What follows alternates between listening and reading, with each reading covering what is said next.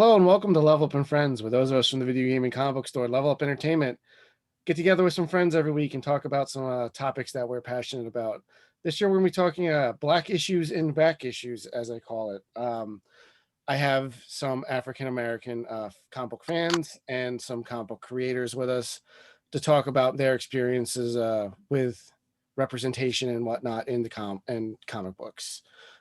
As usual, I'm your host, Scott, and joining me from the store this week is Wes. Hello.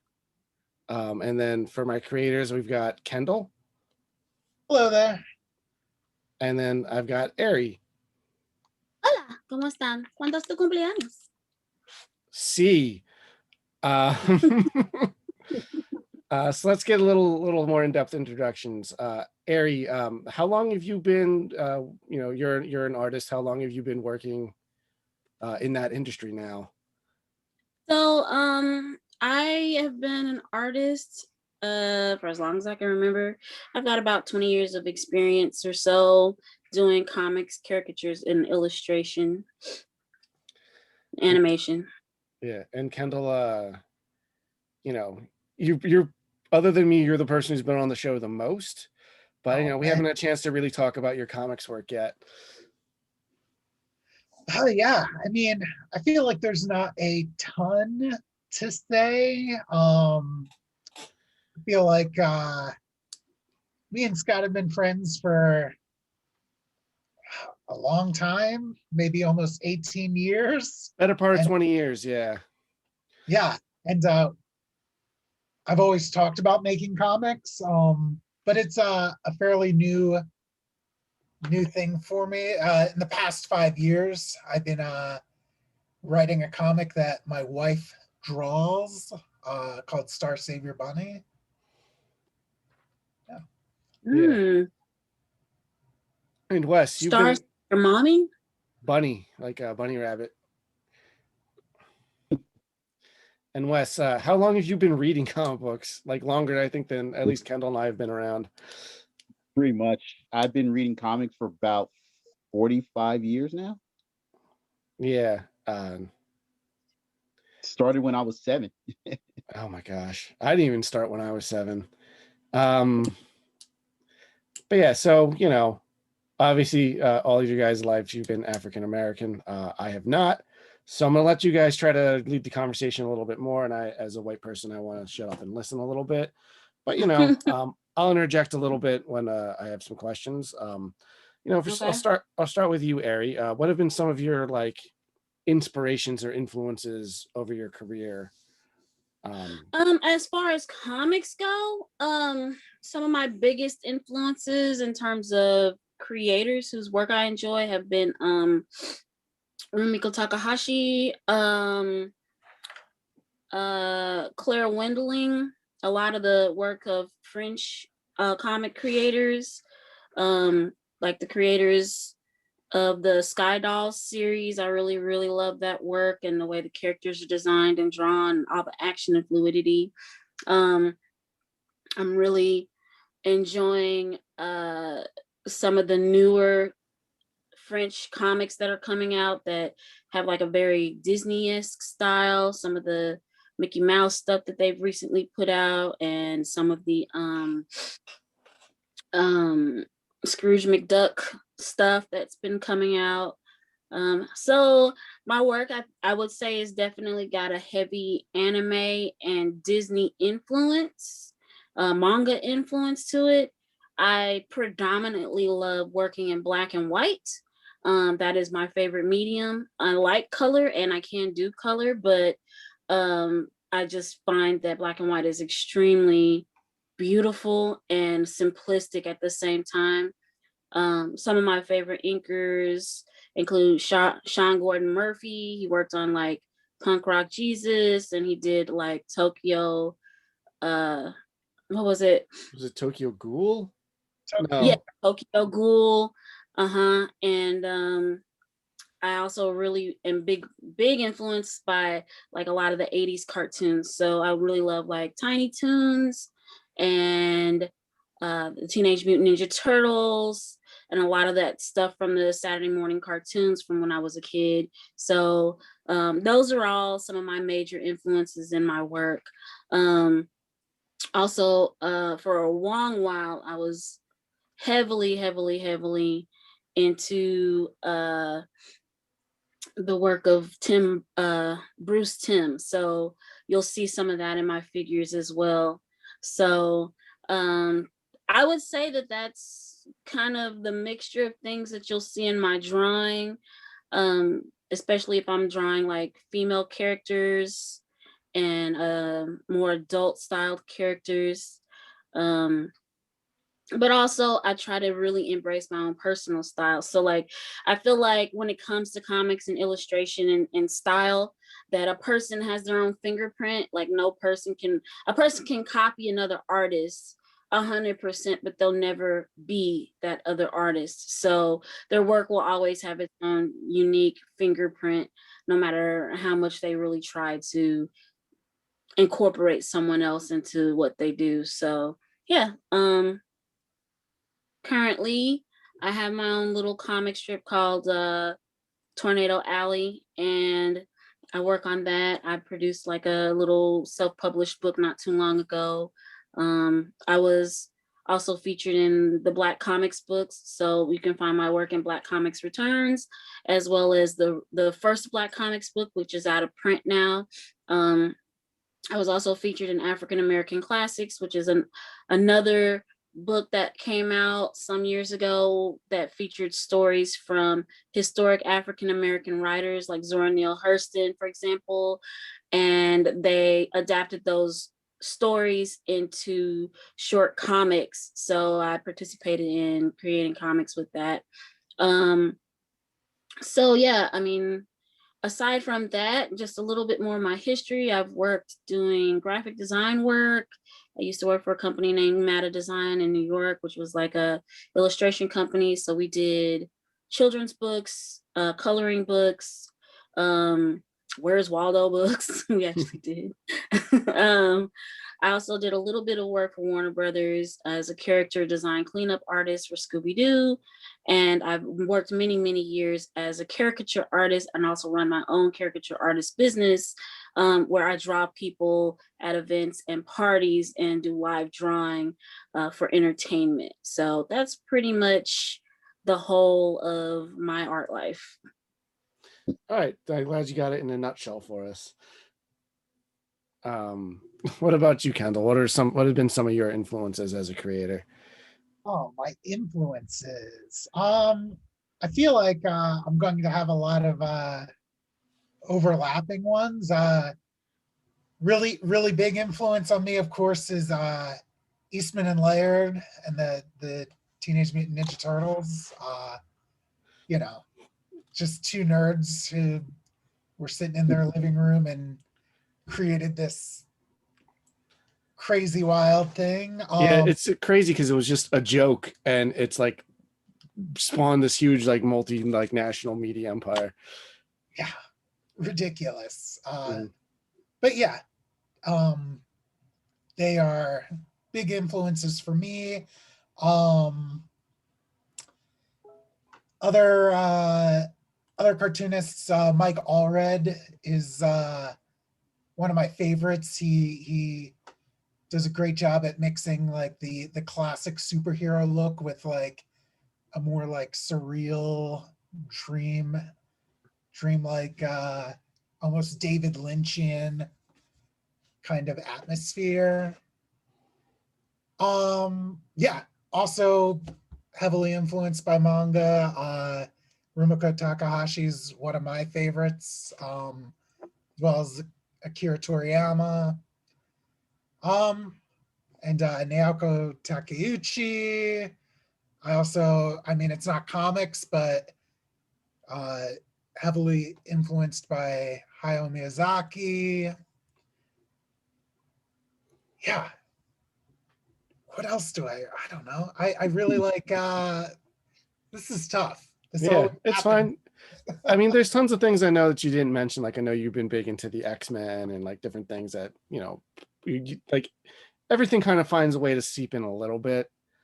Yeah. I try to be very open and Yeah. just like I try to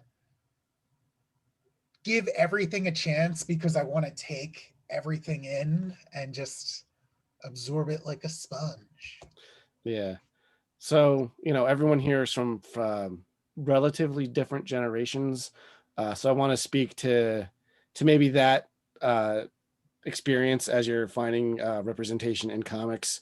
So I'll start with you, Wes. What's probably the first time you remember seeing a black character you responded to, or um, like, I don't know, like, yeah, what's the first one that like, you remember seeing and like following, or even just reading? Um, it was probably the Falcon, Mm, in the pages of Captain America. Um, and you know what? And it's interesting because my background, I come from a biracial household, so it's in the beginning I never really saw color. I just yeah. saw the character. Um, so and then until as I got older, like Black Lightning, and then watching the Super Friends on Saturday morning, and then I started to realize like the black characters had black in front of it to kind of let people know that they were black. Yeah, I mean, Black Panther, I guess, was the first big one to do that. Because what was he, 64, 65, something like that? Yeah. A little before my time, so I don't remember the exact year. Even though I like the Fantastic Four, I've only read that stuff collected after the fact. But yeah, it was like I said, the Falcon I think was like the first one that actually realized that okay, oh, he's black. Like I said, then you had Black Lightning coming out, and then you had Luke Cage, Power Man. So it was around like the mid '70s, late '70s when I actually like realized a color separation. Okay, fair enough. What about you, Ari? I'm just going by age here So, real quick. Yeah. for me, so I mostly grew up loving cartoons. Um, I didn't really start reading comics like in a serious manner, I'd say, until I was in my early 20s. So my biggest influence came from a lot of cartoon animation that was on television. And honestly, there really wasn't any representation that was Mhm. happening. I remember watching series like, it's so funny. I was just naming off some like 80s and 90s cartoons that came out. Like, they have the MC Hammer series. Oh my um, God, I remember that. yeah. I A don't. lot of people, Don't yeah, remember? I'd be too young for MC Hammer. No, I remember MC Hammer. But I just don't remember him having a cartoon. It was a Hammerman. The mhm. talking shoes that helped him dance. Yep. I must not have seen this because I don't think I could forget that. I Um, remember it coming on Saturday mornings. It was like one of the last shows. It was like 11:30, 12 o'clock. You had Mhm. Hammerman. Mhm. Exactly. I'm sorry, I apologize because I'm super hungry. it's But okay. a lot of people talk about Fat Albert, which I never really got into. I didn't get into that at all. In terms of cartoons, and trying to think, like, I was a big Disney fan. I'd say the closest thing to black representation probably would have been watching like The Lion King, because James Earl Jones was the voice of Mufasa. Was it Mufasa? Yeah, Yeah, yeah. Mufasa. And technically, Yeah, all the characters in that are African. yeah, technically. Yeah, yeah, yeah. It's funny you think about that. Like, yeah, I don't really remember people of color to like Aladdin in Disney stuff.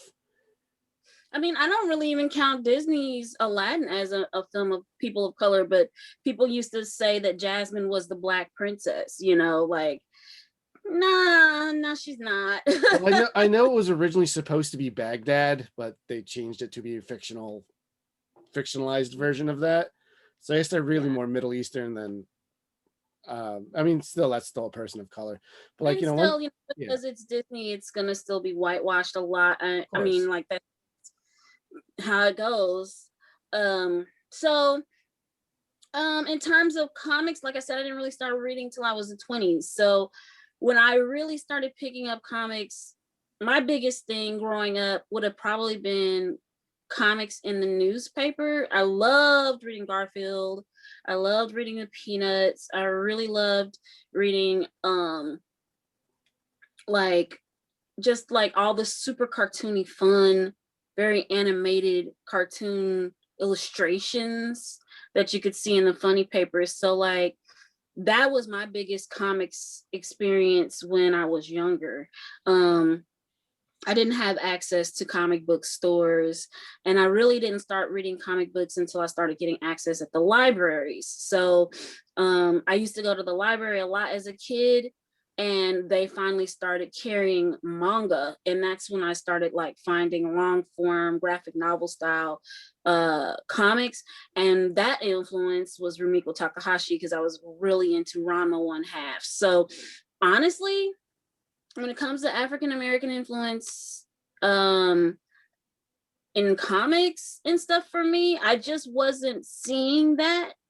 Far as I knew, I was the only one who drew Black characters, and those Black characters were drawn because they represented myself and my life and who I was and what I saw around me. I was the one creating the representation, instead of getting representation presented to me through outside influences. You know, I loved Rogue, I loved Storm, but for whatever reason, even watching X-Men, I never really looked at Storm and said that's a Black character and related to her on any particular type of level. You know what I mean? Yeah. I know that we had shows like The Proud Family that came out, and I didn't really watch it because it was on Disney, and you know, growing up poor, I didn't have the Disney Channel Mm-hmm. or any of that stuff. Like a lot of my Disney cartoons and movies either came from going to the library or bootlegging it some kind of way. So, you know, maybe they showed The Little Mermaid one day a year on regular television, and I recorded it and cut out all the commercials as I was watching it so that I could actually watch the whole movie without commercials later on. You know what I'm talking about, Hit that Leslie. pause button. VHS tapes, you know, that's what did it for me, you know. So yeah, in terms of Black representation in comics and seeing that growing up, I honestly didn't see a lot of it. I didn't. Yeah. I just didn't. I didn't read a lot of superhero comics, except for X-Men, and Storm was like pretty much the only one. Yeah. You know. Yeah, people got to remember, like, we're so inundated with comic book characters everywhere these days. Like, there really wasn't a lot until like maybe 15 years ago. When did the Iron Man start? Like, yeah, and like X-Men was the only one, like, because other than that, it was like, what was like Batman, Superman, Spider-Man, the Hulk were like the big ones that got out there, and they're all white dudes. At least until now. Now there's a Black Spider-Man, but well, like I could go down to the 7-Eleven down the street on the corner, and they had a little spinner rack, and that's where I could find X-Men comics. And then it wasn't in there for very long, probably because people were going in there and stealing the comic books. Because I live in a really bad neighborhood. So, like, I remember going in there one day, and then all the comic books were gone, and no more spinner rack, and like no more magazines in that place. So I was like, okay, well, there that goes. That's it. So I guess if I want to say that I saw a lot of Black representation, it would have been Storm and the X-Men on Saturday morning cartoons, and maybe a couple of Black characters in shows like Hey Arnold, and like because they had that boy character. Oh, what was it? Recess had a boy Black character in it. Captain Planet had a male Black character in it. Female characters?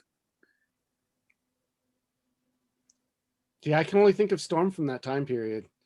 Drawing a blank? Yeah. I mean, I could say Babs was Black.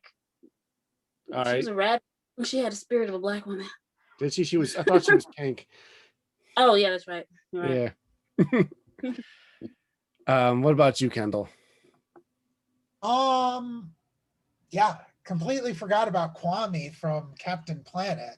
How could you? He's Geordie LaForge. That also Yeah. had the Spirit of the Earth was Whoopi Goldberg. Yeah. Yeah. Yeah. All these TNG characters. So yeah, I mean, I guess that would be the first, but Pirates of Blackwater. Do those guys count? The water Oh was no, black, right? Pirates of Darkwater. Yeah. Like they were all brown skinned.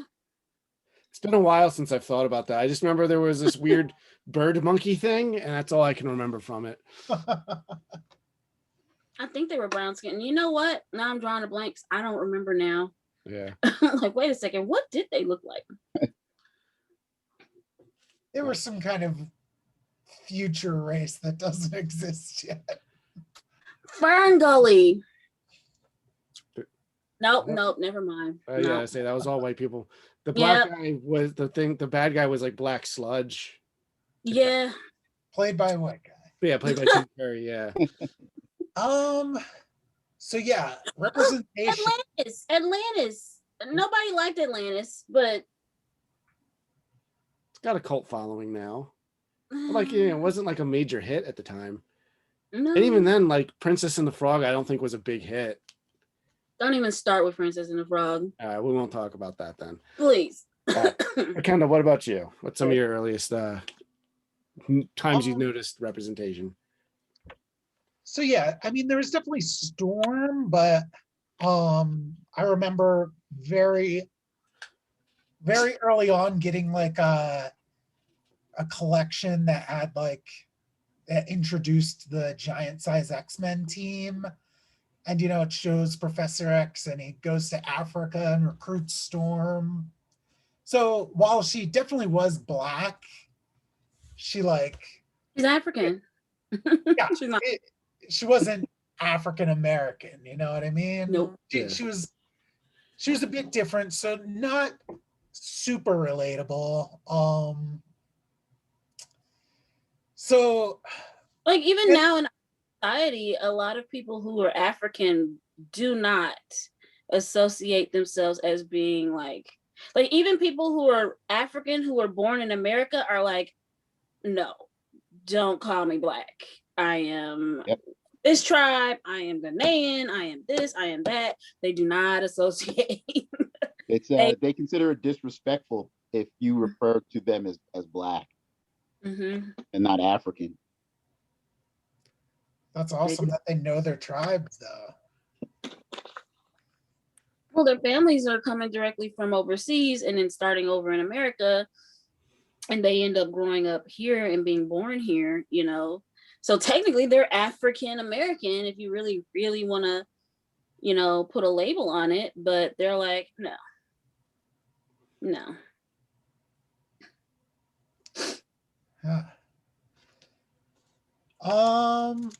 Yeah, who else was there? Bishop would show up from time to time in X-Men, in the comics and the cartoon. I do remember him. He's like a weird future guy though, and he never got to be the main dude. Static Shock. Oh, how could I forget about Static? Well, see, Jack was the comics I think came out in the 90s, or was it in late the 90s? Was it That late? was in the milestone label. 90s. Yeah. Yeah, I know eventually they joined like the cartoon universe, but I think that was like late 90s, early 2000s, something like that. Yeah, it was before the show was going off the air when they finally brought him into like the actual superhero universe that wasn't just him and his friend. When that show started, I was really ticked off. I didn't like it. I was mad because I'm like, how do you have him flying around on a manhole cover? Like, come on. Like, really? A manhole cover? That's not how electricity works anyway. I'm like, they gotta give him the most janky superhero power weapons that they can find. Like, this dude is broke. It made me mad. I didn't watch it for a long time, and then it kind of grew on me like as the seasons went ahead, and then I realized they actually had like the techie white guy character. I hate saying white guy character, but he created this technology for him, and I was like, Yeah, I never watched Static. I just was like, I was too old. I think I just kind of missed the boat on that. But I do know that like I think Jon Stewart showed up because of the Justice League cartoon was going on at the time. And it's interesting they chose to use him instead. They had already established Kyle Rayner as Green Lantern in the earlier Superman episode. But I remember I think that's the I don't it's not the first time I've seen black superheroes in cartoons because obviously the X-Men were inescapable in the 90s, so we all knew about Storm and Bishop. Yeah. Um And you but can't forget about Zach, the Black Ranger. oh yeah. Yeah. comic book character. He's close enough. You know You what trace it back. I tag the Power Ranger stuff as superhero genre in the store, so it doesn't really fit anywhere else except for its own thing. But it's created essentially by superheroes. manga artist Ishinomori. So yeah, it counts. Yeah, the Sentai stuff. Yeah, all traces back to comic books. Everything traces back to comic books. Because if you want to get real technical, like cave paintings, what is that but comic books? What is Sequential like pictures telling a story. I think I have a new thesis. Yeah, man. Whatever if you want to sound like you sort of maybe are potentially intelligent, you can say that, and then people might be like, oh, I don't know if it's actually smart what I said, but it's not something I've heard before. But yeah, so like, we're talking about like Static having kind of like janky stuff. Because you've brought up Sonic, I was calling Sonic the Hedgehog. Oh my God. When you brought up Static Shock and Wes was talking about Black Lightning, that seems to be a weird running thing that they make their black superhero characters like electricity based. I'm not making it a point, just an observation. Yeah, there's also Black Vulcan. That's Vulcan. Is different from Black Lightning. Yeah. Mm-hmm. Yeah, why was he supposed to be Black Lightning and they changed his name for some reason? I guess he was like the bootleg version, but he had the same powers, but he was called Black Vulcan. Well, why would he bootleg? They're both DC. Like they have him. I guess Probably they thought, yeah. Probably creative Royalties. control, the rights. They didn't, even though it was DC, maybe I know, yeah. creator- They always that's why they didn't couldn't use do Wonder that. Woman for a long time in certain things. But yeah, I don't know. I don't know if there's any kind of weird because Storm also uses lightning too. Yeah, I don't know if there's some sort of weird thing I don't know about with the white man controlling black people with lightning. I don't know. I don't know about that. Well, I didn't assemble this panel to solve racism. I just want to hear everyone else's experience, with comic books and pop culture that I don't have and that I can't that I can't have because I'm, a white dude and I grew up white. So but yeah. Well, I can one thing that I've talking about you guys were talking about the X-Men, and it was, someone kind of pulled me to the side and said, well, do you know how Stan Lee came up with the X-Men? Because mutants were supposed to be minorities. And they were like, well, if you think about it, at the time when the X-Men came out, you had Martin Luther King and then you had Malcolm X. Both of them wanted the same thing for their people, but they went about it different ways. So, of course, Magneto was supposed to represent Malcolm X, who's more of the radical, the more aggressor. And then you have Professor X, who's a little bit more of the pacifist, the Martin Luther King. You know what? I'm going to stop you on this conversation here. Well, all of those characters were originally created as white. So yes, you can do the whole mutant thing. B, Stan Lee said he created mutants because he was sick with coming up with origins. So it's just like, oh, they're just born with powers. I don't have to come up with origins anymore. Martin Luther King's like his pacifist stuff, I think is really whitewashed in history. Because I know he came out like he's like vehemently anti-capitalist. He has said things like, hey, you can't have racial justice without like basically tearing down the current system and reforming it. So I don't think he's as pacifist as we like to remember him being. Right. It was when someone that kind of pointed it out, it was like, huh. It's an interesting way of taking it. And like, again, it was the 60s, so that stuff was going on. But, Black Panther, the character, predates the Black Panther movement. So like if Stanley really wanted to create like a more allegorical thing, like I think he could have done it a little bit, like they didn't have to all be like 5 white kids. You know, there could That's have true. been one person of color. Of course, Yeah. that person probably would have been Beast, because that's how you can't have anything good in the 60s without something bad.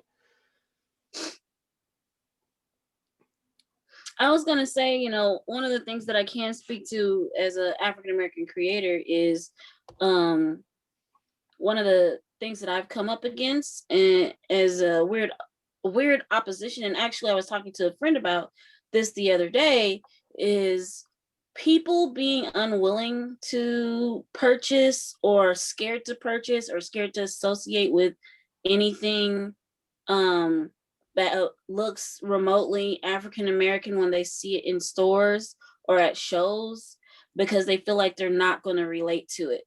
And that's something that I've experienced that I think is kind of a interesting thing to talk about.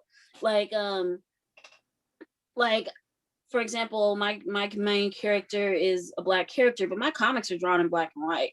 So I actually have always kind of felt like you take a Black character and place them in circumstances, and their skin doesn't matter, but their character is what matters.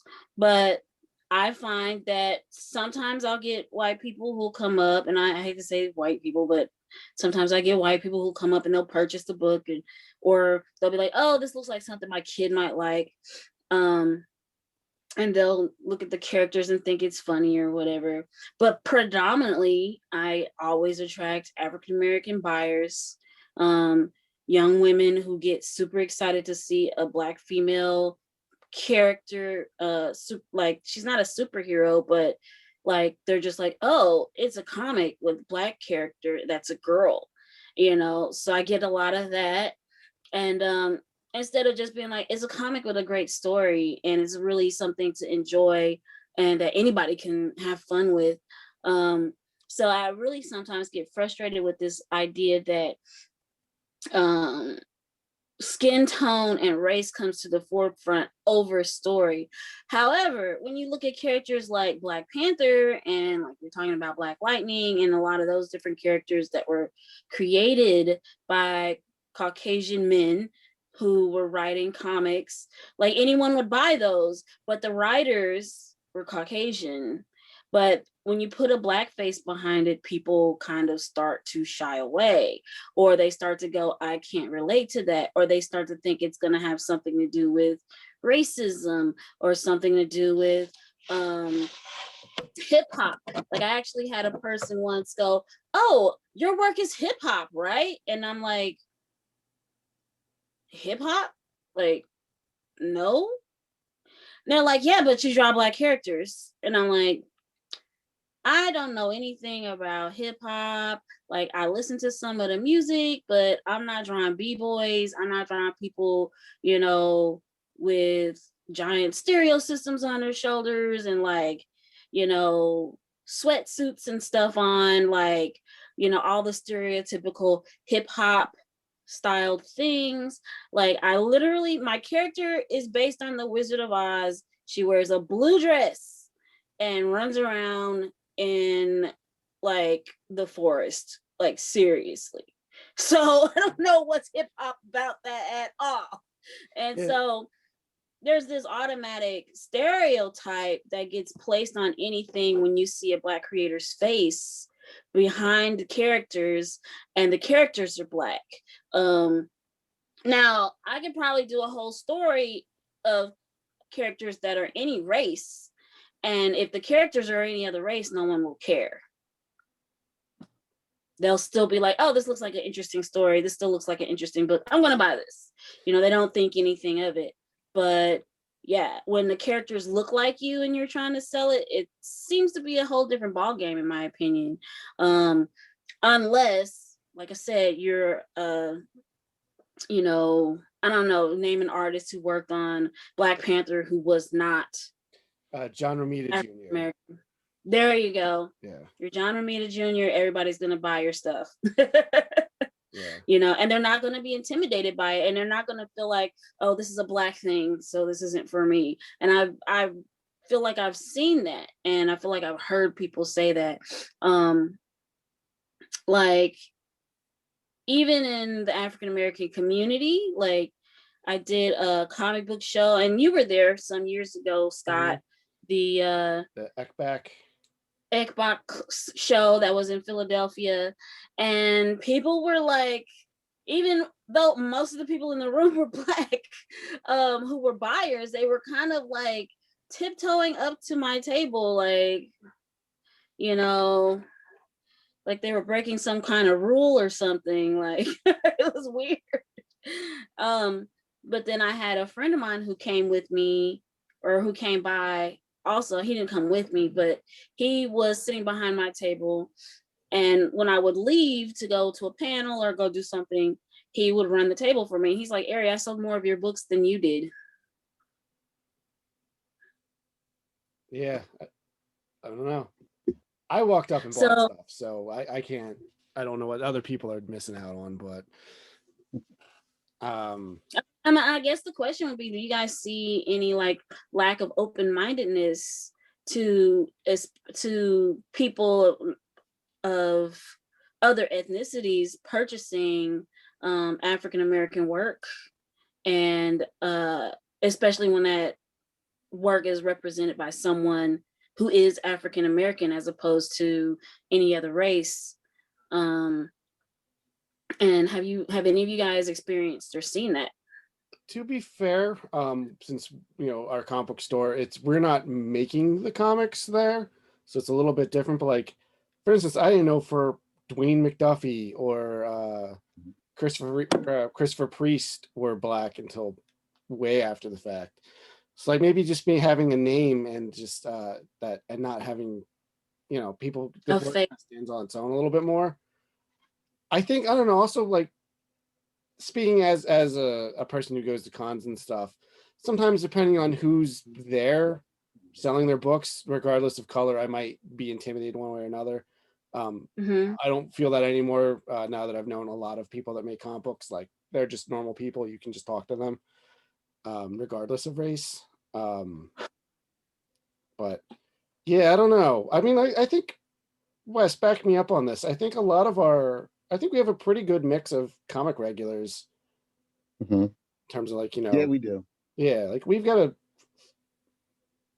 like when the Miles Morales stuff came out and Spider-Man was Black, what do you think was the reaction that your buyers had to that new experience of seeing Spider-Man as, he's not technically Black, but he's Black because Morales is obviously a Hispanic name. Yeah, so I know he's blended. Yeah, his father's Black, which is why it's weird he's got his mother's last name, but and his mom is, well, because the whole story is his dad was a agent of S.H.I.E.L.D., and to protect his family, he didn't want to give Miles his last name, so they kept the mother's last name. I think that's a bit of a cop out. But again, he's also made by he's also made by a white guy based on a character made by a white guy. I mean, I remember hearing, Spider-Man's not supposed to be Black. Yeah. When Miles first hit, that was like everybody's initial reaction. Yeah, I remember hearing a lot of that too, but my initial reaction is like, I was like, I don't care. It's a Bendis Ultimate Spider-Man book. Like, I'm so sick of his characters. But that's more my experience. I will say Marvel's been doing a lot of, like, in the past few years, they've done a lot of like these legacy versions of their characters where like Riri Williams becomes the new Iron Man, and like people are mad that it's a Black woman, and it's just like, you don't even read Iron Man. Like why do you care so much? This isn't comic books related, but it is related to the store with the new I guess because I look like a straight white guy, people keep giving me all of their unsolicited bad takes on the new Star Wars movies about how minorities and women are ruining it. I'm like, I don't even like those movies, but I'm like, they're just bad. It's got nothing to do with that. Like, they're just badly written. They're just a product to take your money from you. Like, they say Star Wars, so they just don't think they have to try. And they just crank. Hello, Disney. That's all they do is capitalize on making money off everybody. Yeah, so we can get into a whole thing about how evil Disney actually is, which is sucks because I fall into the Disney trap too, because all of a sudden like Donald Duck has a show. I'm like, oh, let me watch this. But you know, I don't know. But yeah, I do see a lot of backlash on that stuff. But like, to be fair, a lot of that stuff happens when like, oh, Iceman's gay now. Like I backlashed on that because I didn't like how they handled it. But like when they quote unquote made Alan Scott gay in the Earth 2, even though it's an alternate reality version from a rebooted reality of him, so it's not even the character really. It's like whatever. I don't know. That's my opinion. What As long about as when Miss Marvel became Muslim? I love Kamala Khan. That is the best book Marvel did in years. Like, and I also really, I might be a bit of minority because I like legacy characters. I think that's cool that you can pass on the torch from generation to generation. But yeah, I don't know. But yeah, we did have people where like people say some fucking racist things to me about these characters sometimes. I'm like, please don't say that in here. Like I had some of that too, but like I like to sell that to her trade paperbacks to like younger girls because I can also sell it's like, hey, she also lives in New Jersey too. She lives in Jersey City. But like she reminds me of like classic Spider-Man where she's like this dorky kid in high school and she's got to balance like being a superhero responsibilities and like being a kid responsibilities. You know, she's got like a little group of friends. Like one's like was a bully that kind of became their friend, stuff like that. It's got a lot of parallels between Peter Parker and her, and I like Spider-Man, so I liked her as well. They actually did some animated stuff with those too, where they did like Squirrel Girl and they had her character in there and some of the other Marvel newer Rising. characters. Yeah. Yes, I thought those were actually really fun. They were fun movies. I was like, wow, okay, maybe I should go out and grab these books up, you know. But Yeah, yeah. I mean, I guess that's the unfortunate thing is the first thing you see when you see on the cover is just, oh, this isn't what this character is supposed to look like, at least in terms of when they're kind of like being the legacy version, like a Miles Morales Spider-Man. But like Yeah, he obviously at least found an audience because Into Spider-Verse is, I would argue, A is the best Spider-Man movie, and B might be the best superhero movie of all time. Yes. Yeah, Kendall, you and I saw it when I finally got around to seeing it for the first time, and it was like months after it'd been out. And I remember having a chip on my shoulder going into it. I was like, there's no way this is going to live up to the hype. And like, damn, that is a good movie. But you know, I'm gonna go watch it again. It's good. yeah, I might watch it again after this. Although I got to watch Batman movies after our last discussion. yeah, Scott, you to touch on something you just said. It was being a longtime comic reader and collector and stuff. I'm used to history. I'm used to what it always was. And it's me personally. I don't like change very much. So when they all of a sudden, because now they have to represent, people of color, it's like I I hate to say it, but I feel like they're messing with history. Like growing up, I loved Legion of Superheroes. Granted, they only had one black character, Tyrock, but I still love Legion of Superheroes. They came back recently, and they kind of color swapped some of the characters that I remembered, like Lightning Lad and his sister are now black for no reason. Again, another lightning-based character. Why are you up with this? Yeah. And so if they really want to make diversity, like create someone new and don't mess with history, that's kind of, I don't know. That's just how. I think it's a little bit of a tightrope walk. Well, I'll use Miles as an example, but like that way you have the marketability of Spider-Man, where you can kind of cut through like the static a little bit. No pun intended for Static Shock, but like whereas like an original character like him has much because there's no like brand recognition. It's harder to get like an uphill battle to get out there and market share. But I think the Legion of Superheroes as a concept, because it's supposed to be the future and because comic books are constantly changing and being retconned and things, they're really susceptible to just their history just not happening anymore. I will argue that Marvel, I think, went a little too far, a little too fast, because there was a period where like every single one of their main characters was a different person. You had Jane Foster as Thor, you had Falcon as Cap, you had Riri as Iron Man, you had Kamala as Miss Marvel, even though she's not super important. Like that just started. Like there was a lot of that at once, and I can. Do you think because Yeah. they need to?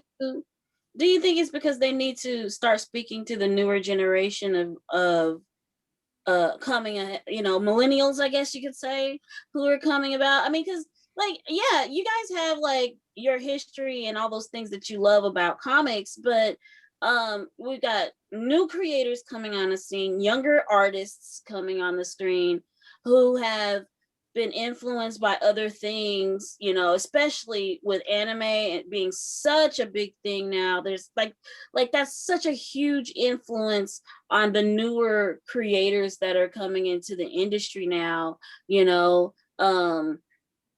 and like you're getting more and more diversity in the industry as a whole in terms of the people who are actually creators, like trying to get into and work. There's more Black people, more Mexican people, more people of other descent, Asian, Muslim, whatever, who want representation of themselves and this genre that they love so much, and so you've got a lot of mixed race people coming into the scene as well, people who have lots of diversity and who represent like a really big, even though they're a minority, they also represent like a really big money making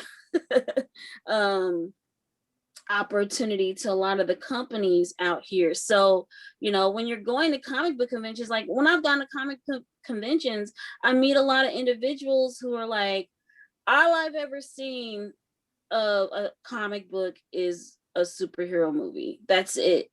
Like they didn't know what any of that stuff was until they saw a superhero movie. No one really like is going out of their way to travel to comic book conventions unless they've seen a superhero or seen a superhero movie, not because they've been reading the books and they want to see their favorite artists so much anymore. Like, for example, like I was thinking about how a lot of the conventions, like you've got all these celebrities who are coming to the convention to represent comics as opposed to actual comic artists. And the comic artists are there, but who's visiting their tables? Like those people are getting probably mostly like people who love fantasy art or folks who have been long time readers, making them a lot more in the older collector area of things. But when I'm seeing a 3-year-old wearing a Black Panther costume because he loves Black Panther, he didn't read Black Panther comics when he was growing up, so he doesn't know anything about that universe. And when it's a Mexican kid who's in that Black Panther costume and he's like a huge Black Panther fan, he's gonna be like, well, why can't Black Panther be Mexican? Or why can't we have more Black Panther representation that is Hispanic? So, like, I don't know, like, I just feel like a part of, I know everybody likes for things to stay the same and they want to have their childhood characters that they love and they want to keep enjoying those things. But, I think the internet just being the huge influence that it is on everyone, like people don't even go to comic shops as much. Like they're getting on webtoons and reading manga and independent indie comics, or they're getting on Tapas, or they're getting on what's the one through Amazon? Oh, I don't know. Comixology. Oh yeah. That's right. I forgot Comixology was bought by Amazon.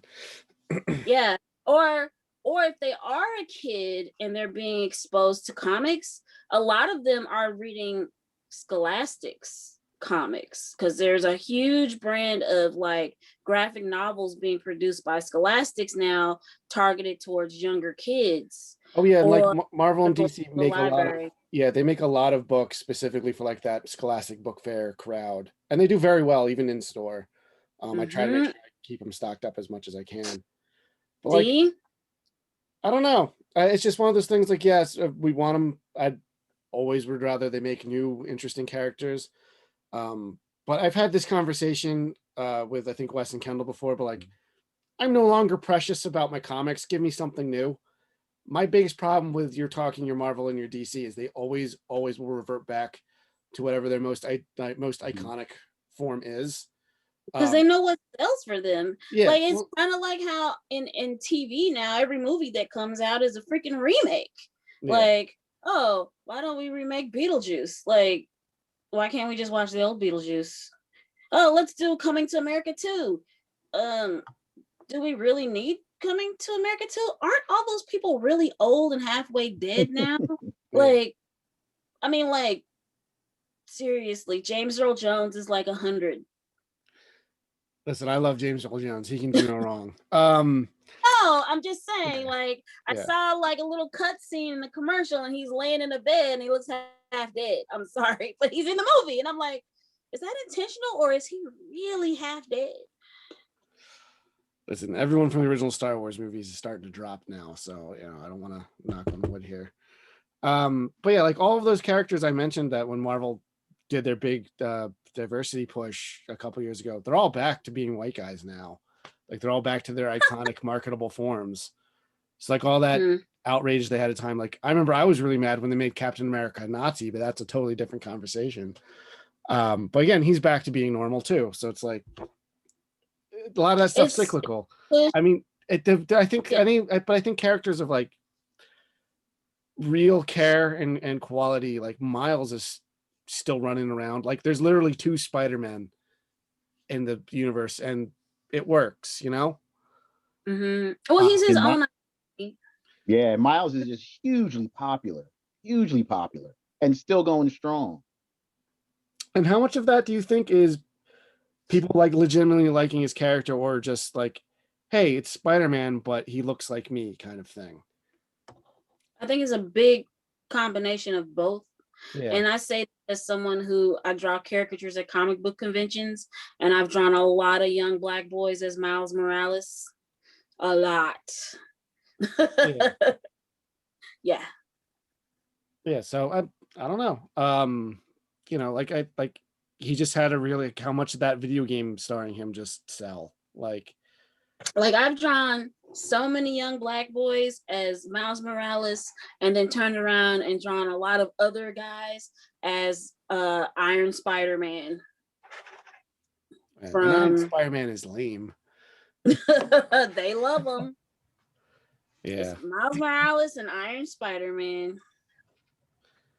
But yeah. Man. All right. So I guess we'll take a quick commercial break here. It seems like a good spot.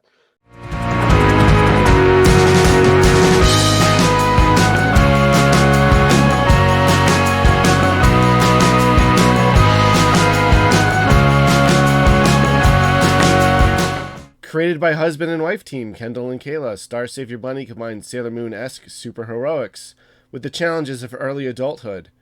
Read for free at tapis.io and check out their Instagram at Star Savior Bunny for new updates and projects. Thank you for listening to our podcast, but have you checked out our store yet?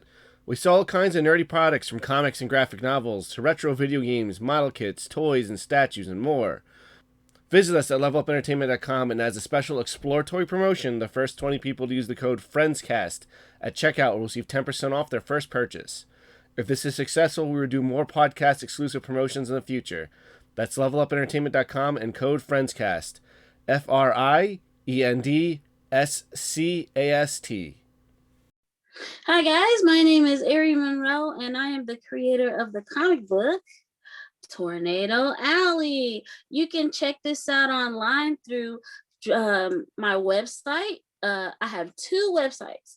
It's drawlikecrazy.net and ArieMonroeArt.com. ArieMonroeArt.com features my comic. You can read it online. And if you check out my web store also through my website, you can also purchase it as a digital download or you can order it directly from me by simply sending me an email or contacting me to find out more information. I've also been featured in another really cool book, this one called Black Comics, and this one called Black Comics Returns. I actually have a ton of copies of this book, which features comic illustrators from all over the United States of African American descent.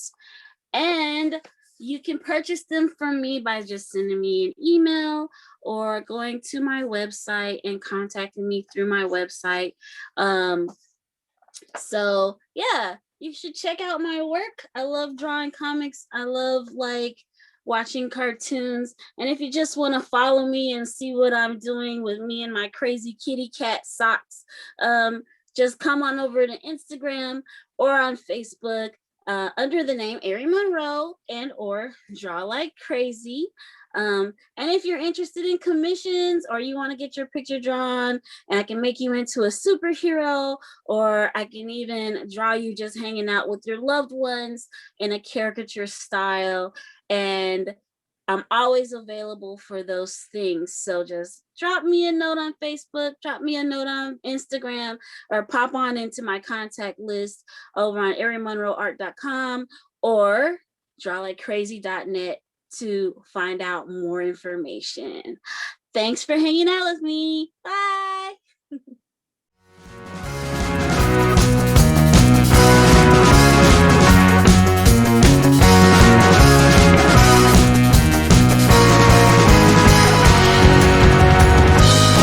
Okay, and we're back.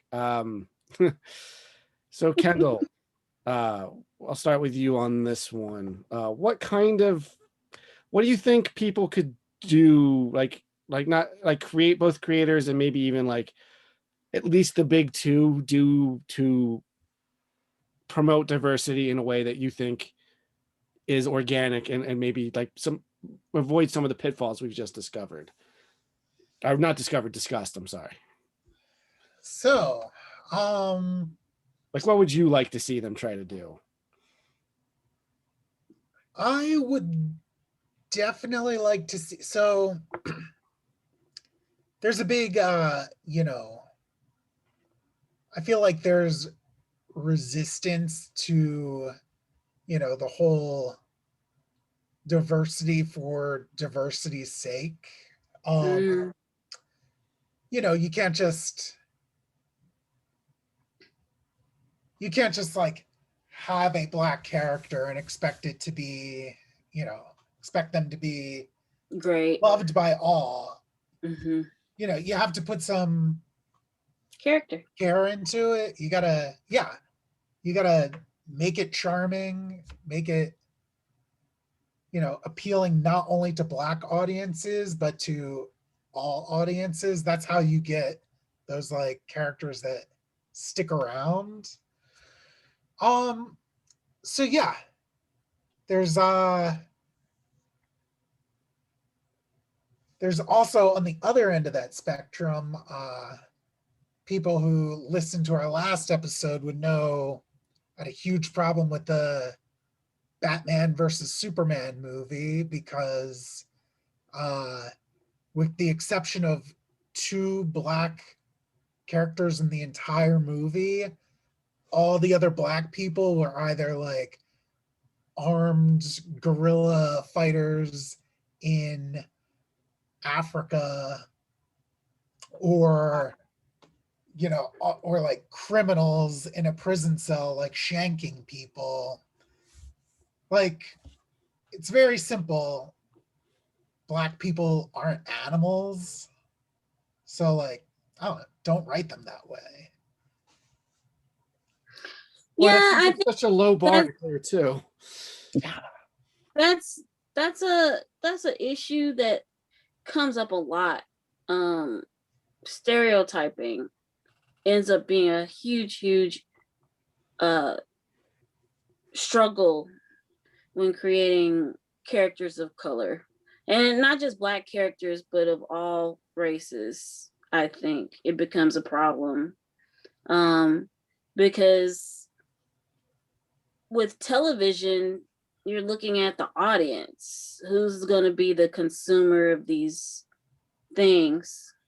You know, who's going to buy it? Who's not going to be too intimidated to buy it? Who's going to want to show it to their kids? And so it gets really easy, I think, for the industry to default to safe representation that's always been there. Like, this is safe. It's not going to rock anybody's boat. This is what people know about Black people. So, you know, like you were talking about the whole idea of the Black characters were gorilla-like, you know, well, how many films have we seen where that's always been used? Or the Black character is always really poor, or the Black character's traumatized, or the Black character's been a slave, or the Black character has been a pimp, or they've got a big afro, or they've got dreadlocks, you know. I mean, look how popular movies like Hustle and Flow and The Game, and I'm just trying to think other TV series that have been super duper popular where the Black characters, especially the male character, is kind of a bully, or he's very dominant over women, or, you know, he's a good guy, but he's a jerk, you know, and he's, you know, throwing his weight around. You never get like a person who's just a person. You get a person who's a stereotype of what people believe that person should be. And, you know, unfortunately, I also think that sometimes being African American, we fall into our own stereotypes where it's like, okay, I have to be this because this is what everybody believes I should be. Like, the sassy Black girl is one that I get a lot. People are like, oh, you don't, you know, you don't do the head shaking, and you don't, you know, like, you're not the sassy Black girl. And they're kind of disappointed by it. And I'm like, yeah, I'm just a person. Yeah, you're not here for anyone's entertainment. Yeah. So But I really yeah, but perform for you. if you look at in recent events, you know, we had two very successful, you know, Black-led comic book movies come out recently, and neither of the main characters was a stereotype. You know, you have Black Panther, which was That's right. huge. And across all races, it was huge. yeah, and like that, you know, that T'Challa is royalty. You know what I mean? Yes. And then you had Into the Spider-Verse, and like Miles is very like Miles is very He's an intelligent. everyday high school kid. And but he's like, yeah, he's an artist. Like, he's such a multifaceted character. And yeah, just People love it. Black People people are love multifaceted people. Like, we're not just the one note, you know, sweet Christmas, Luke Cage, you know, they Boondocks. I mean, I love Black Star. I mean, I like the Boondocks. I also kind of love Luke Cage season 1, so I don't want to say too much. Well, you know what? No, say something. I mean, I really love to hear your opinion of all of that stuff too, because I have some controversial opinions. Then I think the Black Panther movie is nothing special, but that's a problem. I have a greater problem I have with the MCU, where it's everything's so like it's like the same story over and again. It's just bland. And then I don't like that. I thought they're setting up Killmonger was being like an interesting villain because they're setting up more of an ideological battle. And then at the end, he's like, oh, I put on an evil Black Panther costume and we're going to just punch at each other for 40 minutes. I'm like, it's so boring. Like, but you know, people like it and I'm not going to take that away from anyone. yeah. And you can't, say it was unsuccessful. No, oh yeah, Yeah. I Like couldn't- regardless of your opinion. the fact that these things don't get nominated for awards, and then that was up for Best Picture. Although I wonder how much of that was like capitulating to like the Oscars so white campaign. But like, yeah, I don't know. Some Well, like well, for but instance, didn't Cardi B get an Oscar or something like that? did she? I don't put a lot of stock in the This Oscars. award, I'm like, The Oscars, you know, people weird time. people treat the Oscars like they're an election. Like it's just a bunch of old white dudes in a room and they just pick the things that they like. That's why it's the same like boring drama crap all the time. And that's why like no genre movies ever break through. But like for recent example of stuff, we're talking about diversity for diversity's sake. I just watched Doom Patrol on HBO Max. Absolutely loved it. I don't understand why they put Cyborg in it. The reason I'm pretty sure they did was so they could have a person of color in there, and they've been trying to raise Cyborg's profile in public consciousness. He's in the Justice League. They've been doing that stuff with him, and like he doesn't really fit in it because they already have Robot Man, who's like a man inside a robot, so they kind of have that aspect. But like I feel like they put him in there just again, they have a person of color. They could have put Garfield, Beast Boy in there, and like again they would have the Teen Titans thing, and they could have done the same shtick where like, oh, he's the established superhero of the team. Honestly, they could have made him a black person. I wouldn't have cared, but like, even though he's green, but like, I don't know. It was weird. He eventually grew on me on the show though. He kind of found his place, but like if he stuck out like a sore thumb, didn't ruin the show. I still highly recommend it. I loved it. But I get why they maybe didn't want to change somebody else's race, like make Rita black or something, because everyone lost their mind when they made Starfire a black person in the Titans show. I'm like, in the comic, she's orange. That's not even the color a person is. Like, why get like you have alien representation? Yeah, like, but like, you know what I mean? She turned orange. She turns orange like in the show. Yeah, and like Beast Boy, they don't always People make don't him watch green. the show, Wes. They just like to complain. Yeah, like it's just one of those things. It's like I wish I had so few problems in my life.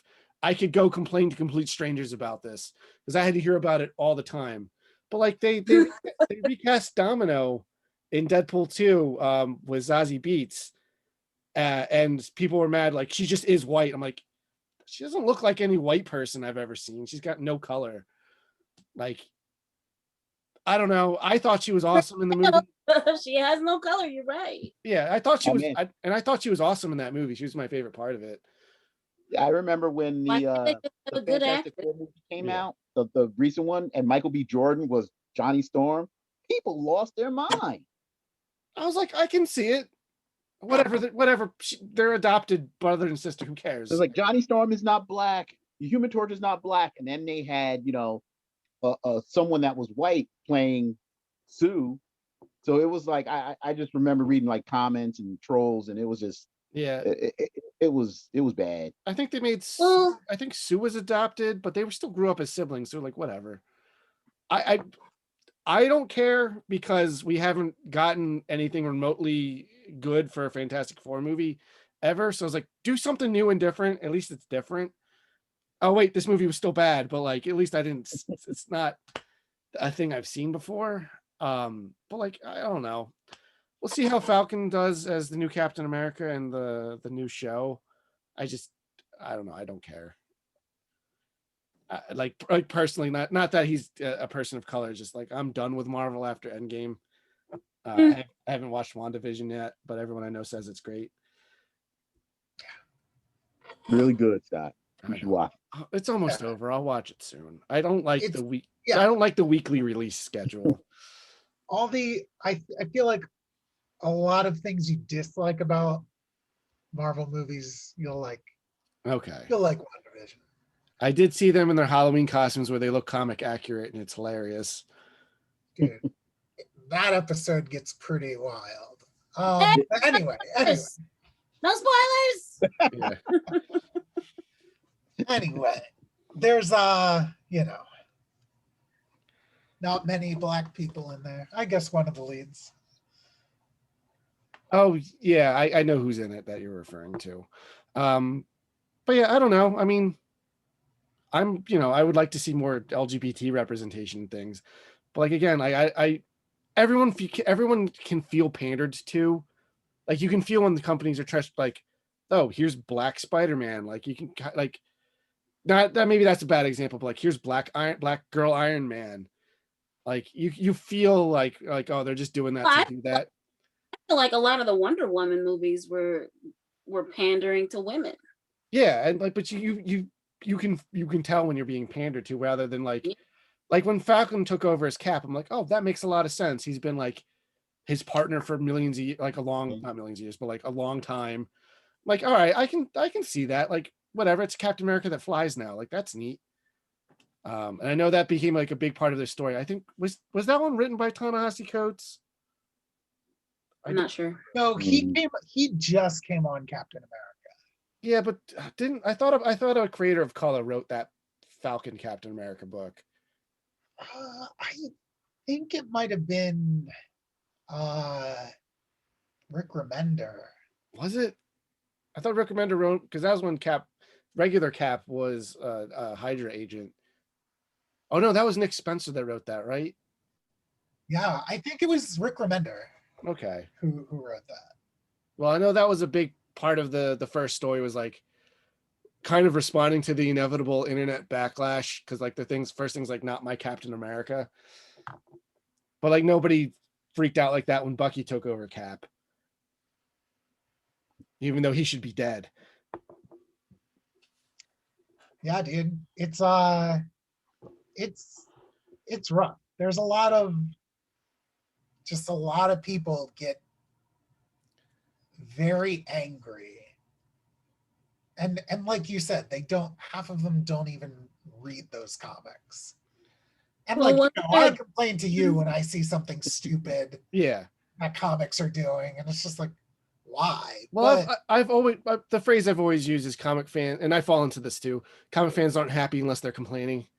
Because I complain about things too, and I don't always necessarily read the comic that it's based on. I'm like, oh, that sounds really stupid. But sometimes it works out, and I've been wrong about comics before. Like, oh, because I originally, speaking of Bucky, I thought like, oh, bringing him back, that was so stupid. How are they like what? But then I actually sat down and read the book. I'm like, wow, this is really good. So it happens sometimes. There's been plenty of great books I've slept on that I've been trying to catch up on.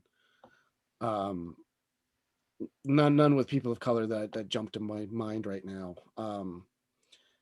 But like we talked about Miss Marvel, like her original creator left and Saladin Ahmed took over, and it's still been really good. And another creator of color for her as well. Actually, I think he's also writing the Miles book, which has me more interested because I'm not a Brian Michael Bendis fan. But it's just one of those things, like I haven't read it just because I don't read a lot of Marvel and DC anymore. I find a lot of their stories get really repetitive and boring. They don't really let their characters grow and change because they have to be their most marketable forms. And I don't know, I get really sick of that after a while. Like I get really bored. What if Superman became black? How would you guys feel about that? There is a black Superman. He was president. Oh, I didn't see that. Yeah. Occasionally people ask me for those issues. I'm like, those are so obscure and it's in so few. But I don't know. It's cool. Whatever. Superman's not even human. Make him green. I don't care. I guess they've made him red and blue in the past, and those are pretty bad. Yeah, I mean, yeah. I also just don't care. The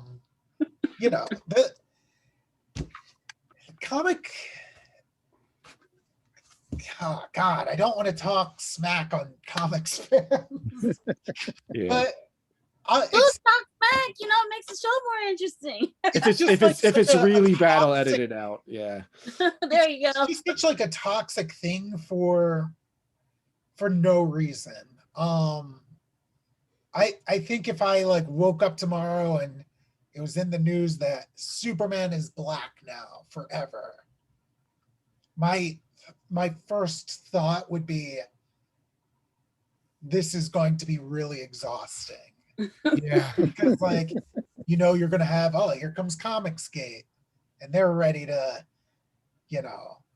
throw down with anybody over everything. And yeah, it's just, I don't know. These are just like pretend stories. Bruce Wayne has been Batman for Like, too long, like longer his than big bed. Yeah.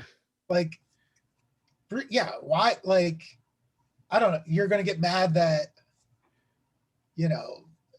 Moon Girl and Devil Dinosaur stars a black girl, but you're not gonna get mad that Bruce Wayne is still in his early 20s. 20s, early 30s, and is still going on adventures and like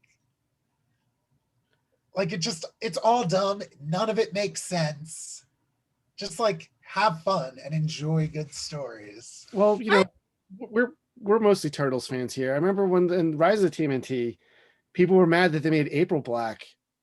Oh yeah, that's true. And I'm like, this is a show for babies. Who cares? Like I've got more April important things in my life. Like is never recognizable to me. Like the only recognizable April O'Neil character for me, I'm sorry, is the 1980s yellow jumpsuit April O'Neil. After that, the rest of them I'm just like, I don't know who that is. I don't care. That's But the only one that matters. it was never part of April O'Neil's story that like, oh man, being white is just so important to who I am. exactly. Like, No. especially Ninja Turtles opens itself to so many different interpretations. But like, people were mad that the cast of the actual turtles themselves was like predominantly black, and it's just like, they're not white. They're not even people. They're mutant turtles. Yeah. Like, why does that matter? The only person, their only voice actor I knew was Ben Schwartz. So I was like, oh, it's John Ralphio. He's in everything now. Yeah, I'm pretty sure he's the only white actor for the Turtles. See, and I didn't even know that, but like that show's really fun and it deserves more of a look. Kendall, you showed me the good episodes. I wrote it off too soon. I really like Everyone did. You're not alone. And then as soon as I got into it, they canceled it. I did. And Scott's like, oh, you should watch it. It's not as bad as you think it is. I couldn't stand the art. The art was killing me. I love the art. They so can't. good. That's too bad. But Yeah. well, they got a movie coming out, so we'll see what happens. But I don't know. Like, if you want to get into it, like, Japan could throw a fit that all these Turtles voice actors haven't been Japanese, and like Splinter's voice actor, like, Has Splinter had a Japanese voice actor? I'm pretty sure he's had At least the ones where it is Hamato Yoshi and not like an actual rat that mutated. Hamato Yoshi. But like, they should all be Japanese people. Like, if you're trying to get like technical, like, I don't know, people just want to hate. No one complains that the Ninja Turtles don't actually do actual kung fu in some of the old cartoons. They're just like running around swinging their little things and then flipping around and then just kicking someone. Like they're ninjas. Shouldn't they be stealthy? Like, kind of loud for ninjas. Well, see, all right. So to play devil's advocate on that, like, we were little kids and we weren't really as aware of this stuff when we were young. But the only reason that cartoon exists was so they could sell a toy line. Like, this stuff is commercial products and people take it, myself included, have taken these things way too seriously. Like, yeah, I agree. Like, I think I like seeing new things. The next Batman, which is the current future state, it's who is it, Wes? Is it Tim Luke Fox. Fox? Like, Tim, the other son. yeah, well, now it's like a black guy's Batman. I'm like, all right, cool. Let's read that. Maybe that's fun. Something different. Like Kendall, last week on the Batman episode, which everyone should go back and listen to when they're done with this, we pitched like our dream Batman movie, which is a Batman Beyond adaptation with Michael Keaton as old Batman. You mentioned Michael G. Jordan, like that might be really fun to see him be like a Terry McGinnis type. Like, Yeah, why not? yeah, I'd be down. Like, who cares? Like, I don't know. I remember when I heard that he was cast as Human Torch, I'm like, I had the same thing. Like, this is going to be exhausting. I'm like, I don't care. Just make it good. That's all I want. Yeah, and I that specific casting was really exhausting because you knew they made it very easy for like people with like racist thoughts to hide behind the whole like, oh well, changes like the whole brother and sister aspect. I wish they would have just made Reed black. Make your lead guy in the Fantastic Four movie black. Well, That he's would be supposed to be awesome. smart. They would never do that. Yeah, it just, that's my only problem with that is like they gave people that like little shield to hide behind, Yeah, and like I would have been down for all black casting. Like I said, I only want it to be good. We just yeah, keep getting bad Fantastic Four movies, and as a fan of them, I'm like, Oh God. can I at least get a plot? Give me a plot, like a story. There's no story in any of these movies. They're just things that happen to these characters. Like, that's not asking a lot. Like the Jessica Alba movies ones, they just sit around until the final act happens to them. I'm like, oh my god, this is so bad. remember when Doctor Doom got his ultimate wish granted or whatever and just flew around in a circle? Yeah, he finally like took over the Silver Surfer's power, and his big plan was just to fly around the world until he got punched to death. Like, oh, god, it's so dumb. He even had a plan in the first movie. He just is like, I guess I'm a bad guy now. I better shoot a blue laser, as that's what they do in every single one of these movies. Ugh. But yeah, I don't know. Kendall and I we've been saying it our whole lives, where it's just like, all right, I've seen the Peter Parker origin story a million times. Like the Miles one was something new and different. It was a different way to tell a Spider-Man story. And I remember being really nervous about that movie because I was like, oh, they're doing Miles. I was like, but it's Sony. Sony movies almost always suck. And then they started throwing in like all of the other Spider characters. I'm like, this isn't even going to be about Miles anymore. He's just going to get lost in this. And like, I can't believe they all had like their own character arcs, and it was amazing. And I'm stoked for a sequel. And they don't have to have any of the other Spider-Men. I'd be cool with like just a Miles Morales movie. That would be a lot of fun. Yeah, we got the origin out of the way. Now you can, the way they set up, you can like reinvent any of the Spider-Man characters for him to fight in like cool, new, interesting ways. Just keep that cool visual style, and I'm done. Like I'm there like day one, Yeah.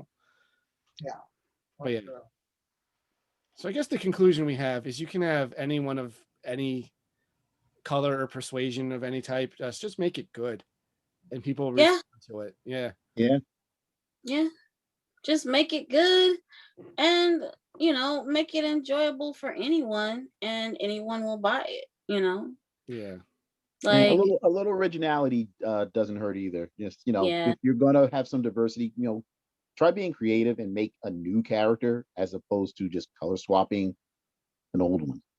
Yeah. Well, do you guys do you respond more to stories where it's just like the race of the character informs what they do more versus like, Miles is just, he's swinging around being Spider-Man punching supervillains in the face. Like that's not like a core part of the identity. Versus like someone that tells like, like a Luke Cage type who might, or like modern Luke Cage, not classic Luke Cage, or like he like is in Harlem, and like that kind of stuff informs the stories more. I think I'm actually more likely to relate to a story depending on gender as opposed to race. And you know what, Terry? When I invited you into this, I didn't even think about you having the perspective of a Black woman. Like, oh, she's a comic creator. Like that's a different world than like even I as a comic book fan might have. So like, yeah, you know, if you want, if that is more a thing that you would relate But to versus being black, but that's fine. well, I think when it comes to the types of materials that men and women read, um, like for me, I found that a lot of female readers are more likely to um relate to work that's, I'd say, more slice of life, not so much like superhero-y. You know, like we like fantasy and we love all of those things, but like I feel like a lot of female readers relate more to um like stories about other females, you know, not so much necessarily where that person comes from or what race they are. Like a story I really, really loved. I'm not saying that we don't like both, but I really loved Full Metal Alchemist. But like, it wasn't a story about people punching each other. It had a lot of depth throughout the story. And I think the original creator of Full Metal Alchemist was a woman. And like all the characters had great character building that happened with them. They had a lot of depth of personality, you know.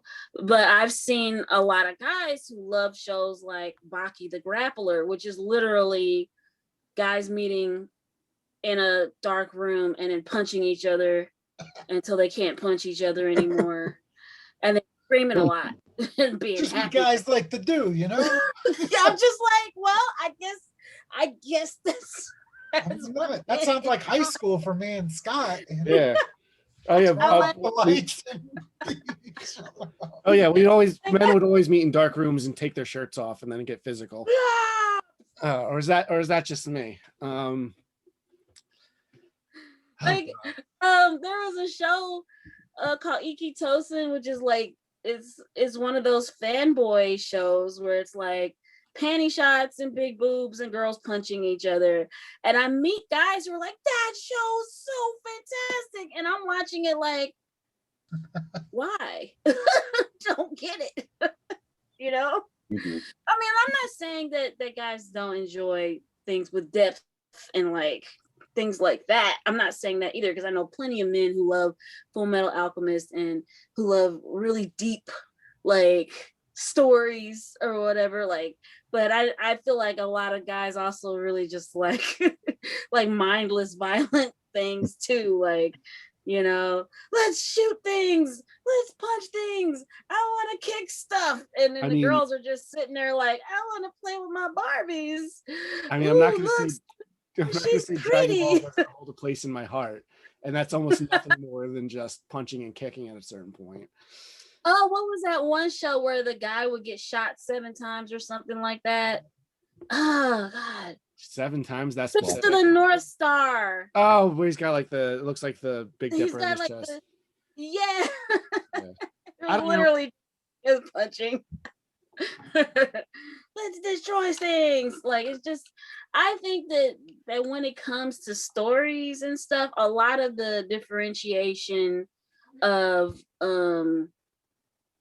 what people enjoy actually kind of does come down to the way the person thinks, their mindset. And you know, there's big differences between the genders, in my opinion. You know, I don't expect any guys to really want to sit around reading Tornado Alley. I expect girls probably to enjoy it, but not guys. Hey, I read Tornado Alley. I've got a copy of it, not within arm's reach, but in this room somewhere. But yeah, I don't know. Like, do you other gentlemen, do you like prefer characters who's more informed by the Black experience versus like not?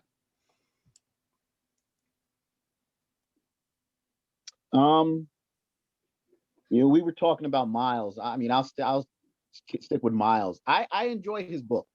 I look forward to it every month, because it's a good story, and it's a good story, good character development, and then you realize, oh, and he's also Black, so it's an afterthought. What's that? I said it's an afterthought. Yeah, it is. It really is. It's more about the story. If the story's good, then that's what's important to me. Okay. Mm-hmm. Yeah, I mean, for me, it. I can't say I prefer it one way or the other. It really works for some characters, like um, the Black Panther movie, like really like took it was very much informed by the fact that Black Panther is a black, an Right. African man. Yeah, and Um, Killmonger's story is because he grew up in, like, what was it, Oakland? yeah. So I'm like, I really dug that.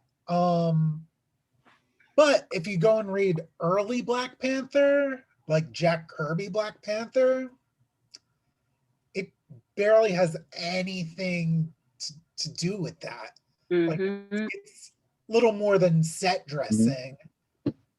Listen, And they got to have the Fantastic Four run around like a techno-organic jungle, you know?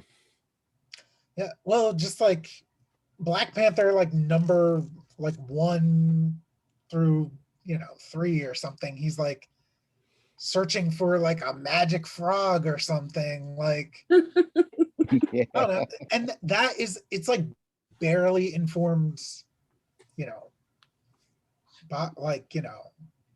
by any of that. It's pretty to look at, not necessarily the most compelling story. It all really depends. As long as it's good, you know, because if that's all you're doing is like,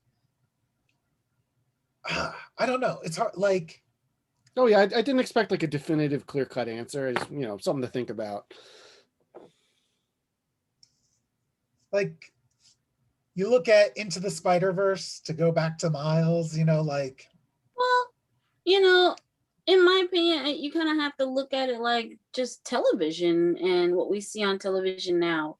You know, a lot of TV shows are predominantly Caucasian characters, but everyone sits down and watches them, like series like Friends or the Drew Carey show or So you're saying they should remake Big Bang Theory, but cast Sheldon Black and write it exactly the same? why Yeah. not? I mean, don't do that because that show's Yeah. terrible, but I hate that show so much. Like, people of all races sit down and watch these series. Some of this stuff gets sent to places like China. Like I've heard that a lot of the superhero movies have to be written with Chinese audiences in mind because there's such a big market for consumers of those films. It's where all the money is.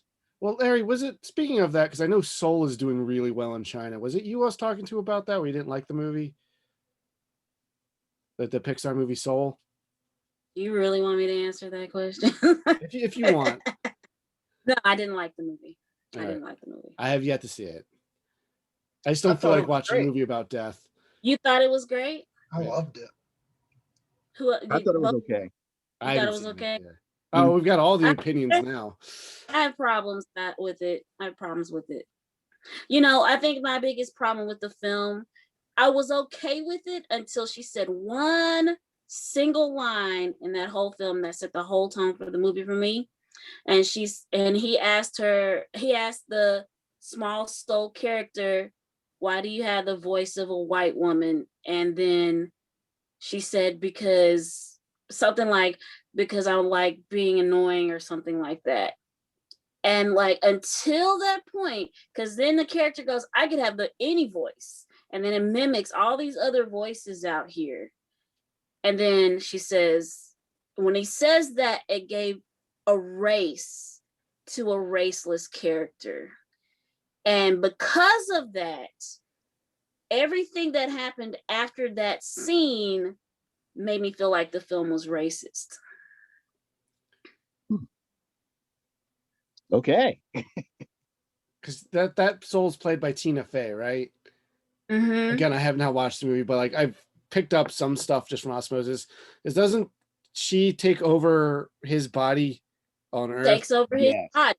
All So right, you have I a can see why black male that would be a problem. Yeah, character with a white woman in his body. that's weird. And they pointed that out in the film.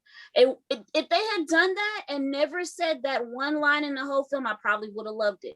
But they did that to themselves as a joke.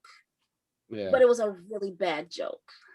Because there's a scene in the film where you've got this African-American man who's basically a washed-up musician who's becoming a teacher. I'm sorry, I'm giving out spoilers. Who's becoming a teacher, and his mom basically runs his life. So you have the strong Black woman stereotype, and this guy looks like he's 40. He's not married, he doesn't have a love interest, and he's going nowhere, and his career is riding on one musical gig. I'm like, you've been doing this for how long? And your whole career rides on one musical gig? You should know a lot more people and have a much bigger music career than this. And you should be loving teaching children what you do. It should be so inspiring to you to take all the talent that you have and give it to young men and women, because that's how I feel when I teach young people how to draw. Like, I'm not saying my career has been amazing or anything like that. As a creator, I'm not super rich or any of that, because we all live, we're just living. But I'm doing, I think, pretty well. But this dude to me just seems like he's just sad and miserable, and then he dies, and now he's upset because his one big break, he loses it because he slips down a manhole cover. And so now a white woman gets in his body and makes all of his dreams come true. Interesting. Okay. Well, just like with, oh, sorry. There's a whole scene where he gets into an argument with his mom, with this white woman in his body, arguing with his mom about why he should be able to do something that he's always wanted to do with himself. And I feel like it emasculates him as a man. Interesting. Maybe I'll watch that movie and have a different perspective on it than I would have without it. But Kendall, you said you loved it? Yeah, I did. There's other elements of the film that are great. I love the philosophy and stuff that they do, but just as a character and as representation of an African-American man, I just didn't see it as like uplifting to me. And then at the end of it, he was like, why am I doing this? Like, why did I have everything riding on this one gig? Now what do I do with myself? Yeah, the movie's got a lot of existential stuff, which is why I haven't gone around to watching it. I've just not been in the mood for that. Yeah. I think because I don't know, his dreams don't really come true because that's how life is, right? Yeah, exactly. Like, I get it. You don't get everything you want in life. I get that. But yeah, and like he was putting so much stock in that one gig to be like the life-changing gig. But like, I mean, I've played music before, and like, like I'll have a show and I'll be like, oh, this show is like really important to me. And then you do it and it's over. And it's like, cool, maybe you'll get to like do that again, but it doesn't. But it doesn't define you.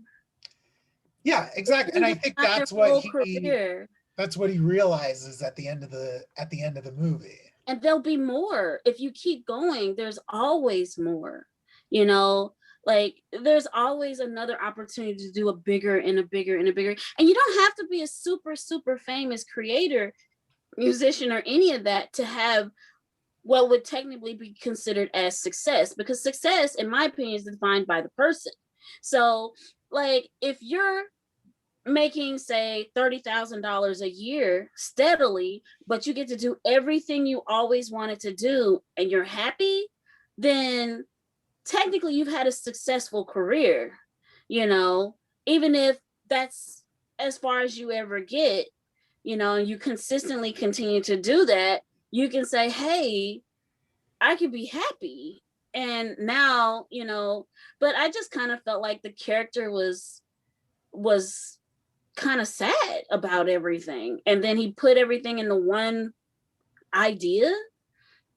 And then even that one idea gets outshadowed by a person who, like, with the temperature of our country right now, with white supremacy and all the fighting and all the stuff that's been going on, you take a white woman who has never experienced what it means to be Black and put her in his body and then have her go live as him. Like, there's a scene in the movie where he's in a hospital gown and jumps in a cab and goes somewhere. I'm like, where's his money? How are you gonna pay this cab driver? Like, a Black person couldn't do that. You couldn't just jump in a cab with no money in a hospital gown and go home. So yeah, know? forget money, Like, didn't even have pants. yeah, somebody's gonna look at you like, no, please, no, don't get in my car. You don't even have pants on. I don't want that on my back seat. You know? Yeah. I mean, I don't know. Some of the stuff just kind of, it just rubbed me the wrong way. And then, you know, I looked up what, you know, who the writer of the film was and all of that stuff. And I was just like, they're playing with a lot of stereotypes, that they just don't understand the underlying issues with, and what kind of, in my opinion, what kind of message it sends to other people, even if it's like a low level message, you know, that no one's really paying attention to, not just for Black people, but for also other viewers of that film. You know, like, one of the things that bothered me, and we talked about The Princess and the Frog, is you have a guy who's a complete jerk who wants to use women for money. And the princess is a poor Black woman who's never had anything, and she lives in the 1920s. And she becomes a frog, and he becomes a frog, and he's a jerk to her for the whole film. And she settles for marrying him and says they're in love. Then she turns into a princess because she married a jerk who treated her badly for the whole movie. Like, but she has a white friend, so it's okay. But that's never happened to any other female princess in the Disney universe. Except, I mean, like even with the movie like Tangled, yeah, he was kind of a jerk, but he was like a funny, lovable jerk. The guy in Princess and the Frog was just, who would want to be with that guy? I mean, the Beast is literally a monster for most of that movie. But he's a very... But you can fix him. Yeah. Yeah, you know? Yeah, we could pick apart every movie if we really want to. Because I love Beauty and the Beast, but it's got a lot of problems like that. Yeah. You know? When it comes to films that feature African-American characters, I get really concerned about the messages that they send, especially when the characters, in my opinion, are not being written. Like I kind of wonder, like, how would a Black person write a character for Soul? Like, how would they write it? You know, if it had been a Black writer with all the stuff about, you know, life and all of those elements still in it, why couldn't he have been a successful musician who was about to go play a stadium with like the biggest stadium in the world, and then he accidentally died frivolously, you know? And you know, like, why couldn't he have been a man who had a great life and wanted to do better things for other people, you know, through his music, and then suddenly this thing happened to him and he was like, oh, I lived too much for my music. I wish I'd done other things besides music. Like, That might be a to stronger, experience other yeah, see, that things. might be a stronger message if he was successful and died and then realized like, oh, there was more to life than this. Although maybe that might be better for a career where it's not like you're being like an artistic expression. Because usually that is fulfilling, but they don't have to pun with soul and soul. But yeah, we'll get off that for now. Uh, so I guess we'll get Well, in you asked me. I'm sorry. I know, no, it's I fine. really tried. I have my opinions about the film. I really tried. I wouldn't have put you on here if I wasn't going to ask opinions. But like that's a way of looking at the movie I wouldn't have. But it is getting late, and I'm an old man and like to go to bed about now. So we'll probably start getting Okay. some final thoughts here. You know, do you guys think things are moving in a better direction, worse direction, or like things are kind of stagnant, you know, in terms of representation and stuff, not just for characters, but for like creators as well? I'll start with you, Wes. I think things have gone in a positive. You know, at least it shows that they're trying. And you know, and sometimes it works. You know, we've been talking about Miles. You know, they took a chance, and Miles is super popular. You know, Tim Fox, the new Batman. You know, they took a chance. You know, some people didn't like the fact that he was black, but the book is really good. So I do see a lot of change for the better. Again, I just like to see someone, you know, if they're going to make a character, just be creative. Milestone, when Milestone, we talked about that earlier in the show in the 90s. You know, they created a whole universe just with characters of color. You know, Icon and Static Shock and Hardware, and you know, do more things like that. And I'm kind of excited that Milestone is coming back. I'm curious to see now in this time, this day and age, how they're going to be relevant compared to everything else. Yeah, and I would love to see creators of color on those books as well, and let them try not to put like restrictions on them. I think for milestone characters, like let creators go nuts on them because they're not messing with characters like Superman. Like these are characters that aren't, they're iconic in their way, but they're not like these. They're like their tentpole characters. So I would be curious to see like them, yeah, do some real creative stuff with them. How about you, Kendall? Do I think things are definitely, rather, when it comes to at least the big two, there's a definitely a bigger push. And I think it's working more than it isn't. I definitely, definitely let,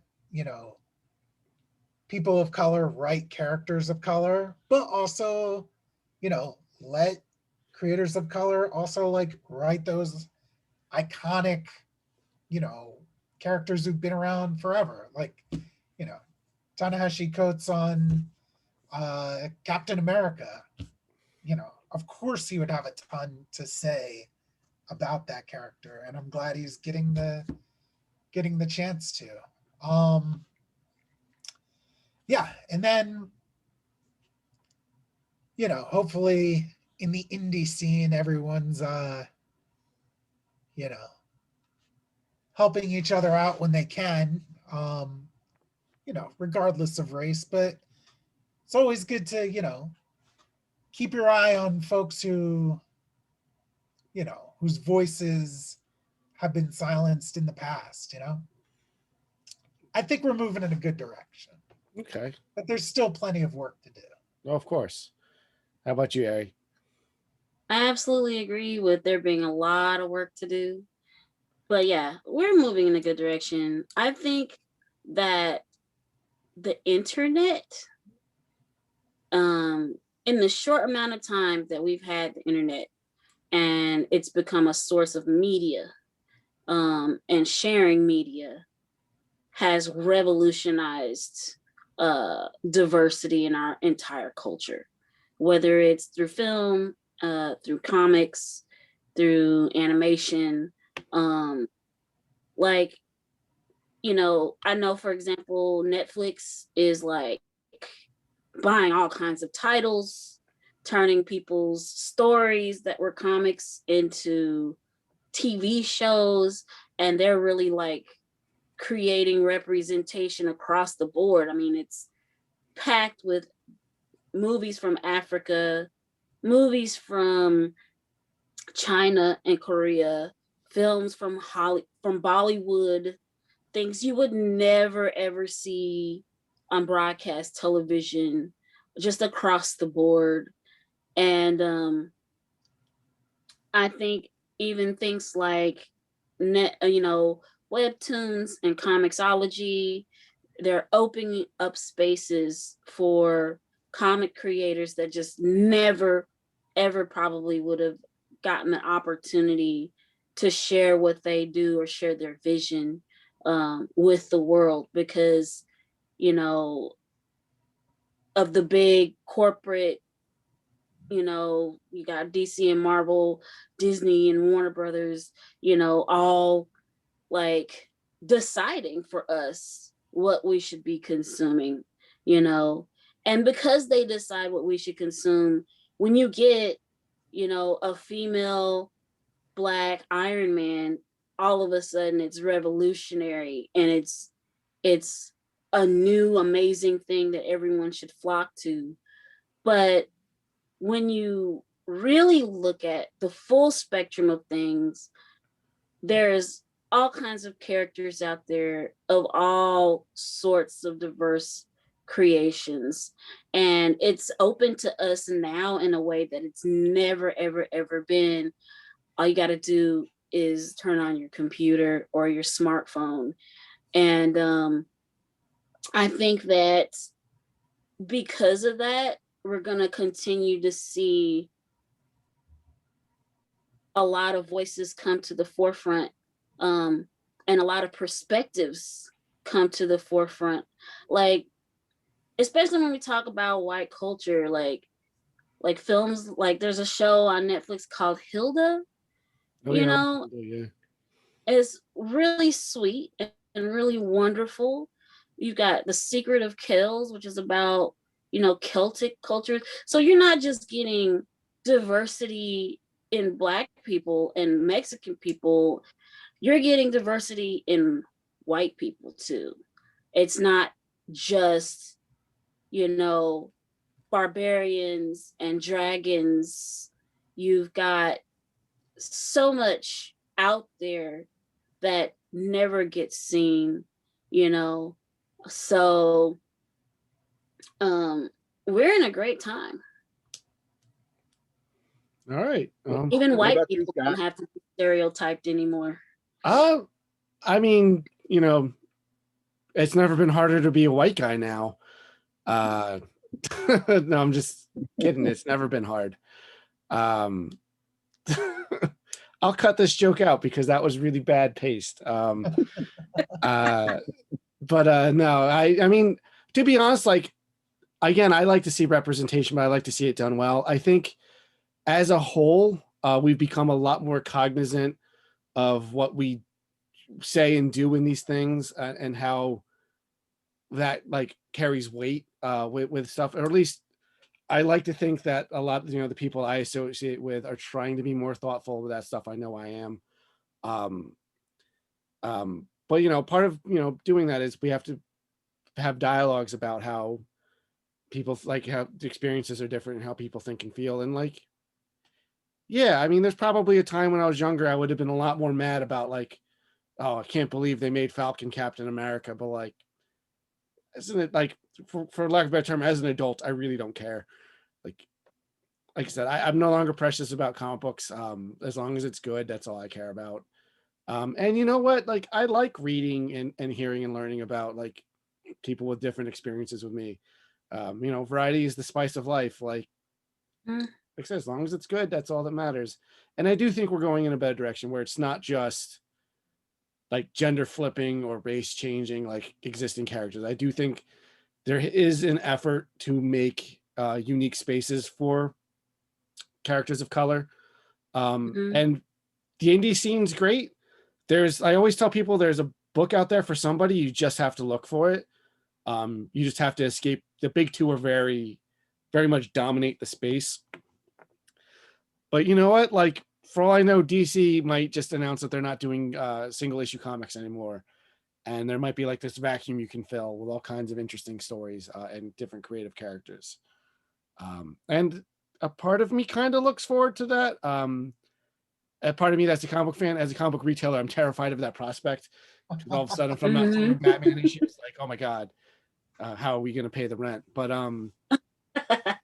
you know, I know people think that like I don't like comic books is just because like everyone wants to talk to me about Marvel and DC, and like I don't find them interesting on the whole.